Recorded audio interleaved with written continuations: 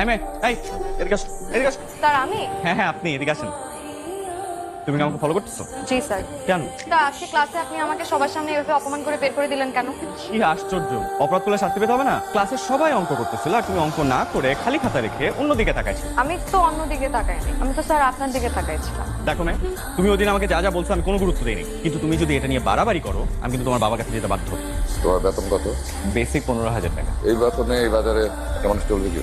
শিক্ষকতাটাকে sir আমি আসলে চাকরি হিসাবে নিই না, সেবা হিসাবে নিই। আর এই পেশায় টাকার থেকে সম্মানটা আমার কাছে বেশি ইম্পর্টেন্ট। আমার মেয়ে দড়ি, সেটা আমার খুব পছন্দ। তোমাকে দেখে খুব ভালো ছেলে মনে হয়েছে, নইলে আমি হয়তো বিষয়টা অন্যভাবে দেখতাম। কি অন্যরকম মানে?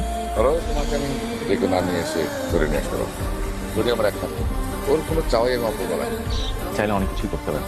আপনি কিভাবে ভাবলেন যে আমি তোর এইসব ছেলে মানুষই প্রশ্রয় দিই? তোরই যা করছে এগুলো আবেগের বসে। আপনি বাবা হিসাবে এইসব ছেলে মানুষকে হয়তো প্রশ্রয় দিতে পারেন, কিন্তু একজন শিক্ষক হিসাবে আমি তা পারি।